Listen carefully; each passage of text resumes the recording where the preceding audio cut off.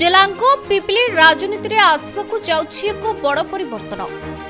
दुर्बल संगठन निराश कर्मी लगातार निर्वाचन विफलता एवं कांग्रेस रे हेबाकू जाउछि कि नवकलेवर।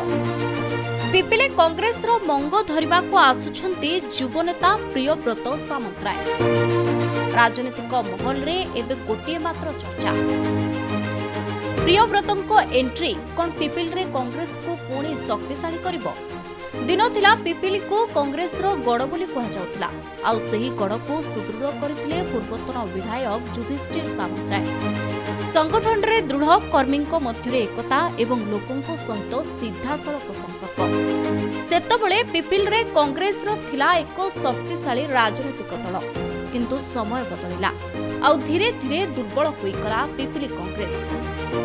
दलीय अंतर्कलह नेतृत्व में समन्वय अभाव, भूस्तर में कर्मी असंतोष एसबू कांग्रेस को पछकू ठेली देथिला। एबे किंतु चित्र बदलिबार संकेत मिलुछि, कारण पिपिली राजनीति रे पुणी चर्चार केन्द्रबिंदु रे पालटिछि। पूर्वतन विधायक युधिष्ठिर सामंतराय पुओ प्रियव्रत सामंतराय बहु वर्ष धरी बापांक सह राजनीतिर अभिज्ञता हासिल करछन्ते। पिपिली और डेलांग रे घरे घरे परिचित एही युव चेहरा को नहीं एबे जोरदार चर्चा। सूचना मिलुछि जे खूब शीघ्र पिपिली रे कांग्रेस रो मंग धरि पारंती प्रियव्रत सामंतराय। सबठारु बड़ कथा हला प्रियव्रतंको नाम को नहीं एबे कर्मींको मध्यरे नुआ उत्साह देखा देउछि। दीर्घ दिन धरी निष्क्रिय होई पड़िथिबा कांग्रेस कर्मी एबे पूरी एकत्र हेबार चर्चा आरंभ करिसथि। राजनीतिक महल रे चर्चा। प्रियव्रत केवल संगठन को सजाड़िबे नुहे, आसंता निर्वाचन रे पिपिली राजनीतिर समीकरण को मध्य बदलाई पारंती। जदि युव नेतृत्व को आगो को आनिबारे कांग्रेस सफल हुए तेबे पिपिल रे पुणी त्रिमुखी लड़ाई देखा मिल पारे बोली चर्चा होछि। तेबे प्रश्न एबे गोटिए, पिपिली रे कांग्रेस रो एही नवकलेवर केवल चर्चा रे सीमित रहिबो ना सतरे पुणी थरे मैदान रे जोरदार लड़िबो कांग्रेस। आसंता दिन रे डेलांग पिपिल राजनीति रे चित्र केमती हेबो ता उपरे बे समस्त नजर। देखो पिपिली जो आमर निर्वाचन मंडली डेलांग और पिपिली अच्छी आ भितर आमर सबु धर्मर लोक रोचंती। आपण मैंने भल भाव जानी जो युधिष्ठिर सामंतराय थिले ए हाट छक पाखे सी सकाल 8टारू राति 8टा लोक मान दुख सुख बुझुते। जेते थर आपण परीक्षा दिंतु सदा सर्वदा सी सदाबले सबू दलर लोक मान सुविधा साहाय्य अंटा भिड़ुले। से बही नेतृत्व आम पिपिली रे बहुत अभाव था। युधिष्ठिर सामंतराय गला जितेबाला आम मैंने शुणिलु जे राजा सामंतराय सुपुत्र प्रियव्रत सामंतराय बर्तमान पुनर्बार आसुचंती। पिपिली डेलांग निर्वाचन मंडल प्रत्येक कांग्रेस कर्मी जो एठी 50,000 60,000 भोट थिला गत दिन मानक 3,500 को पळै आस्थिला। आम मैंने बहुत आनंदित खुशी जे आगामी पंचायत निर्वाचन आपण मैंने देखिए नई बड़ी आसले जमी दीटा कूल को खाई आसब सेमती प्रियव्रत सामंतराय जितेबाला ठिया होते देखिए दिकूल लोक आसिक पहुँची पाखे आ स्वतःप्रभुत भाव बापा जो मैंने उपकार पाई जो मान लुह पोछि से गरीब खटिखिया छात्र युवक माइनोरिटी लोक मैंने समस्त पाक पलि कारण से जानते युधिष्ठिर सामंतराय सुपुत्र मैंने ये आम दुख सुख ठिया हे। कारण आज पर्यटन देखो पिपिली बजार कौन असुविधा हेले से युधिष्ठिर सामंतराय ठिया होते और आम मैंने आशा और विश्वास करुचु सुपुत्र निश्चय आम सहित ठिया हे। पिपिली रे देखंतु शुणिया को मिलुची आमर पूर्वतन युधिष्ठिर सामंतराय विधायक जे थिले तांको पुत्र सुपुत्र प्रियव्रत सामंतराय कांग्रेस रो मंग धरिबे। निश्चित भाव में आमर कांग्रेस कर्मी हिसाब रे जेहेतु दीर्घ दिन तांको बापा सहित काम करिचु आउ निश्चित भाव में ये आम पई गोटे एवं कांग्रेस कर्मी मान पई निश्चित भाव में गोटे खुशी खबर।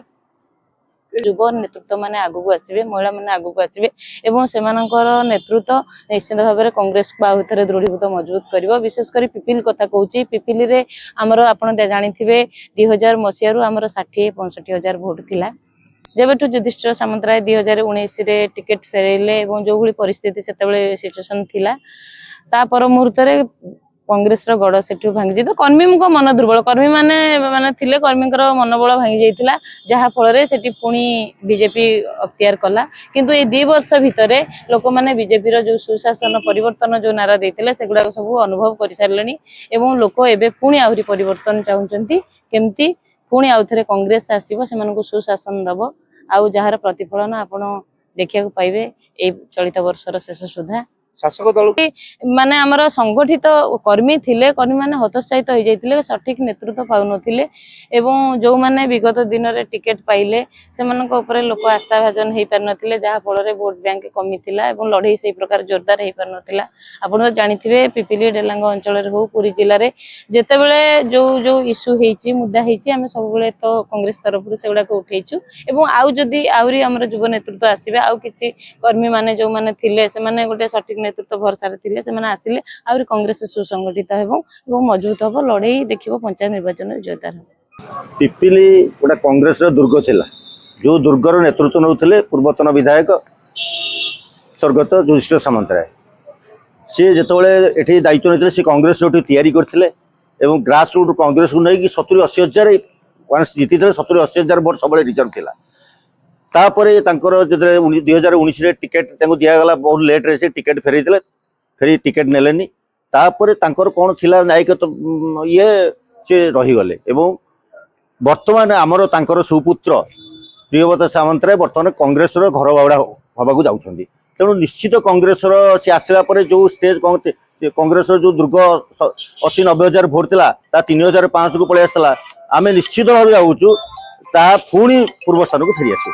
ହଁ, ନିଶ୍ଚିନ୍ତ ଖୁସି ଖବର, ଯେହେତୁ ପିପିଲି ଗୋଟେ ସମୟରେ କଂଗ୍ରେସର ଗଡ଼ ଥିଲା। ଏଠି ନେତୃତ୍ୱ ପୂର୍ବତନ ବିଧାୟକ ଯୁଧିଷ୍ଠିର ସାମନ୍ତରାୟ ନେଉଥିଲେ।